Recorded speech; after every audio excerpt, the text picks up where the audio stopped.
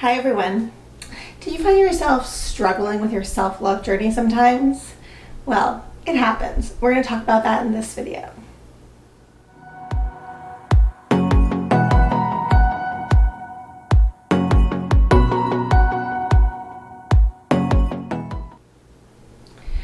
Welcome back, lovers, to the Stacy Loves You channel. This is where you can come to ditch those limiting thoughts, realize your power, eliminate negativity, allow for positivity so that you can manifest your best life. My name is Stacy Belinda. I'm an empowerment mentor. I'm here to help you become the best version of yourself. Before we jump in, please hit the like, share, subscribe button, the little notification bell, because you're not going to want to miss a thing. Here at the Stacy Loves You channel, we talk about self-love, self-care, self-concept, manifestation, law of attraction, empowerment, and so much more. You do not want to miss a thing. All right, let's talk about what I was discussing in the intro. Self-love and the self-love journey, and maybe you're struggling with it. Okay, so self-love sounds like it should be so easy. Love yourself, right? Oh my gosh, yes, I just love myself. I'm so, I know I'm amazing. I know I'm great. I know I'm phenomenal. I deserve the world. It sounds kind of easy on paper, but if you are truly trying to heal your past traumas and trying to love yourself the way you want to be loved by others, in that you're giving yourself everything that you need. You're not looking for it in a partner. You're not looking for it out there. You are, in fact, giving everything that you need to yourself. That actual self-love process can be a process, all right? And it can be a struggle sometimes. So I'm going to go ahead and talk about that and give you, let's say, 6 ideas or 6 things that you need to know about self-love. Okay, so number 1. Self-love is not selfish, okay? It's not. We are told that by society constantly, we're conditioned to believe that we should always put others before us and we should always think of everybody else. But the thing is, if you don't take care of yourself, you can't love anyone else. You will never be able to love or accept love if you do not take care of your own needs and make sure that you are a whole, happy human. So self-love is not selfish. It is identifying your needs, your wants, your desires, identifying your shortcomings, your flaws, and accepting them and loving yourself because and in spite of them. Okay, so that's number 1. Self-love is not selfish. Number 2, it's not a race. It's not always easy. So this is the thing I was saying kind of at the beginning there, where it's like, oh yeah, it's so easy, but it's not easy. Learning to accept yourself is a complex process. And guess what? You're not always going to succeed today. There will be days where you say, I love myself. I think I'm great. I deserve the world. I'm totally worth it. I'm more than enough. There will be those days, and those days are freaking amazing, and they're perfect, and they're awesome. But there's also going to be days where you fail at things. There's days where you look in the mirror and you hate what you see. There are days where you mess up, or you do something wrong, or you let someone down, and you really give yourself a hard time. We are always hardest on ourselves, right? So you're going to have those days. It's not a linear thing where it just kind of, keeps going one way in one direction. It's, it's a freaking roller coaster. It's going to be huge highs, huge lows, mountains and valleys. It's going to be up and down.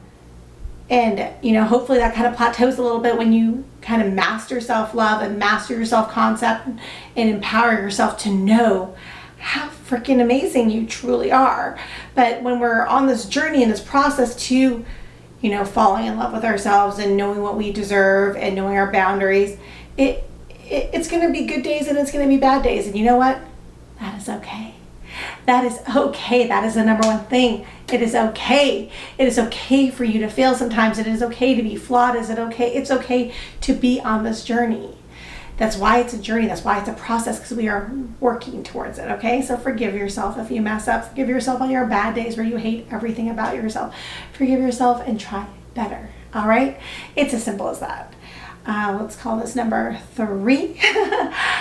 Self-love is not a rapid process. It's not going to happen overnight. You're not going to wake up tomorrow and decide you're in love with yourself when yesterday you were criticizing yourself nonstop and didn't think you could do anything right. You're going to need to work at this. It's something that's going to take time, and there is no definitive amount of time. It will be different for everyone. If you have a high self-confidence and a high self-concept and you have less healing and less trauma to work through, it might be faster than someone who has had severely low self-concept and severely low self-esteem their whole entire lives. It's obviously going to be different for those people, so give yourself the time you need and know that it's not something that's going to happen overnight. Also, remind yourself, how long did it take you to love your best friend? How long did it take you to fall in love with your SP or your spouse? How long did it take you to love your job or love your dog? It happens with time. You love them more and more every day, and it comes to a time where you feel fully in love, fully devoted, fully just, you love everything about this person and nothing they do could ever change that. It takes time. So imagine that it's going to take that much time for you to fall in love with yourself, to love yourself, to treat yourself the way you would anyone else that you love. Because you don't meet someone on the street and decide you love them and give them every part of you. No, it takes time for you to build that trust, that devotion, and to get all of their kind of anecdotes and personality traits before you decide, hey, I love this person. It's going to take a minute. So give yourself that minute to fall in love with you as well. Number 4, self-love will actually help you love others more. You cannot pour from an empty cup. You cannot give what you do not have to give. So while we may be told our whole lives that being, that loving ourselves and taking care of our own needs is selfish, it's not. Because when you love yourself, you show other people how you want to be loved, how you need to be loved. You show people what it means to love you. And that makes it easier for them to love you. And in return, when you're a whole, well, happy, fulfilled being, you have that love to give, because you can't give something that you don't have. So it's important that we know that self-love does actually make us love better, more openly, more joyfully, and it makes us accept love better, which is actually kind of the big key too, is that sometimes we have a hard time accepting others' loves. We have a hard time accepting caring and love and help from other people. That's all because of self-love. If we think we're unworthy, if we think we don't deserve their help, if we think we don't deserve their love, we will never be able to accept it. So believe it or not, despite what you've been told your whole entire life, loving yourself will help you love others more and better and stronger and longer and harder and more fierce, more openly, and more truly, just real, actual, true love for others, because you're capable of it. Okay? Number 5, self-love is not a rapid fix. It's not going to fix everything for you. It's not going to just magically take away your pain. We all have trauma. We all have healing to do, inner child work. I have videos on healing, so I will go ahead and link those below, but it's not going to fix everything. And honestly, we all have our own boundaries about where we're willing to go. If we have really traumatic memories and sad things and things that really upset us and we don't want to walk down that dark hall or open that door, then you shouldn't have to. That's part of knowing your boundaries. Knowing your boundaries is a big part of self-love. So know your boundaries. Know that it's not a quick fix. You're not going to wake up tomorrow, love yourself, and everything from the past will just be, poof, and it's gone, like Alakazam, like a magic trick, and we just dissipated it all. We all have our healing to do. We all have trauma, some of it that we are not ready to face, some of it that we may never be ready to face. So know that it's not a rapid fix. It's not a fix-all. It is a process, and it is something you want to do that will help you live your best life. And know your boundaries. That's just super important. Know your boundaries, know where you're going with this, and where those boundaries are firm, don't push it, and it's okay. You don't have to feel bad that you can't cross those boundaries. That's part of it, we want to stop feeling bad for every choice that we make, okay? All right, number 6. This is my final one. My final things you need to know about self-love to make it. If you're struggling with it and you're wondering why you're struggling with it, hopefully these will help you push past all that. Okay, so this is my last one. Follow your joy and be good with that. How many times in your life have you said no to someone and felt bad? How many times in your life have you been unable to attend something and it's all you could think about? How many times did you make a decision or say something to someone and you obsess over what you did? Or if a friend's not calling you, you're thinking that they're mad at you. You assume that you did something wrong. If someone breaks up with you, if you lose a job, it must be my fault. What did I do? How did I go wrong? Where did I steer myself wrong? Okay, stop complacently allowing other people's opinions of you and other people's opinions of your choices affect who you are inside.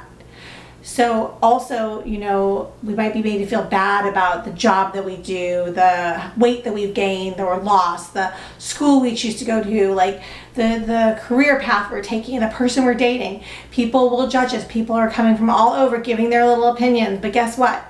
They have their own self-love and their own life to live and their own journey that they are on. And their opinion has no business in your life. So this is kind of a big one. You need to follow the path that does truly fit your journey and does truly make you happy. If that is dating someone, if it is going to the school that you want, following the career that you want, don't let the opinions of others allow you to do something that makes you unhappy, that you know is not who you are, that you know you feel unsettled or bad about. Do not let anyone else make you make choices that you're uncomfortable with. Okay, so that's the last one. I think that's really important.